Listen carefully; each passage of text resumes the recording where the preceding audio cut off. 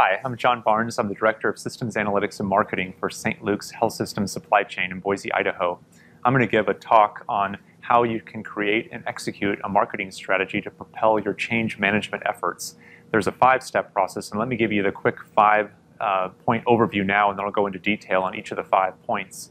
Number 1, you need to assess where you are currently versus where you're going. 2, conduct a stakeholder assessment. Number 3, develop a strategy to support the goals you're going for. Number 4, develop the supporting tactics and communications pieces that support your strategy. And 5 is the execution piece, and also a continuous improvement where you need to assess and then make tweaks based on that assessment. So this overview that I just gave might seem pretty basic to you, but the trick is to create this strategy with intent, to design it formally, to put that proactive, diligent effort into creating this, because so often marketing can be backburnered in the midst of challenges of the moment. And it's especially important in supply chain and health systems to do this marketing work, because when times get tough, FTEs get cut, and they look at FTE cuts as whether they're either revenue generating clinicians, providers, and the people who support that clinical work, or everybody else is just an overhead department, a shared services department, and supply chain falls in that second bucket. But we need to have the administrators look at us with a different lens. They need to look at us as the professionals with the key capabilities, the project management, stakeholder management, physician engagement, analytics, process improvement, to get organizations through tough times. And it's supply chain's job to connect the dots between our successes and the key capabilities that we evidence. So for step number 1 is to assess where you are currently versus where you're going. It's so important to have the right goals, and we can work on so much different work because we're so talented and have such key competencies, but the important thing is to do the work that the CEO, CFO, and CMO care most about. And of course that's improving quality and reducing cost per the CQO movement.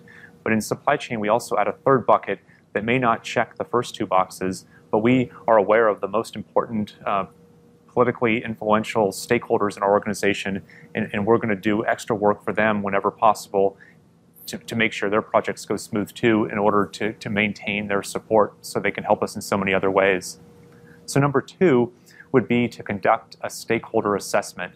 So you know where you're going or want to go, and what do the people who you need to work with think about you. So you need to analyze both their engagement, their stance towards you, whether they're supportive or not, and then also analyze and come up with a plan on how to approach them.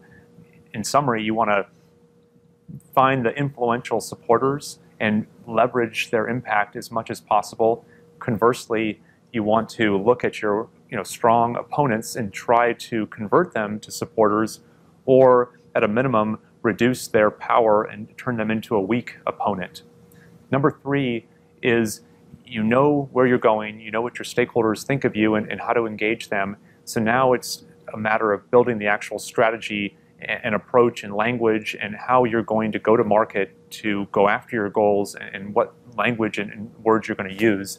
So here, it's important to map it out and come up with that plan. And then once you have this plan about how you're going to achieve these goals, it gets to step number 4, which is to develop the communications tactics to support that strategy. And communication tactics can fall into a number of buckets. At St. Luke's, we have newsletters and we write articles and we try to get them published as widely as possible. But for the most important stakeholders, they're not reading newsletters. So we need to collect our marketing language and pieces and articles and make sure we have one-on-one meetings with the key stakeholders. If we have 5 or 6 meetings a year with the top 15 people in our organization, that's work that we have to stay on top of and make sure it happens, because it ensures their awareness of the work we're doing and the great successes we're having, so that they can support us in a number of ways. And then lastly is the execution piece, similar to other 5-step processes such as Six Sigma or Project Management Institute's PMP step process. The 5th step is the continuous improvement step. We need to execute, and then we need to assess how we're doing and make tweaks based on that assessment so that we can continuously improve. Because if I can close with an analogy, suppose you survey your supply chain staff and they know they're doing good work, but they also know that they can't be everywhere at once and there's turnover or other challenges, so they might give themselves a 4. If you were to survey your stakeholders on a 5-scale basis, if you didn't do any marketing at all, if they were aware that you did a good project for them, but they had no idea what else you were doing, they might just think that the work that supply chain did for the stakeholder was par for the course and not that extraordinary. So they might give the supply chain a 3 out of 5. Conversely, if you do your job right in marketing, if you're working on the right projects for big dollars for the important stakeholders, if you're developing the language to connect your key competencies with your successes and you're reinforcing that message repeatedly, your supporters, your stakeholders might think that this is best in class and give yourself a 5. In supply chain, maybe you don't feel you deserve a 5, but as you have to think about it as a marketer, and marketers would not correct the record, but instead know that if that person thinks of you doing a 5 out of 5, they might be more willing to work on your projects and support your projects, which means because you're working on the most important projects, you feel good about that, so you let it ride and you take their 5 and you try to aspire to get to a 5 on actual achievement on the supply chain side. So thank you very much for listening.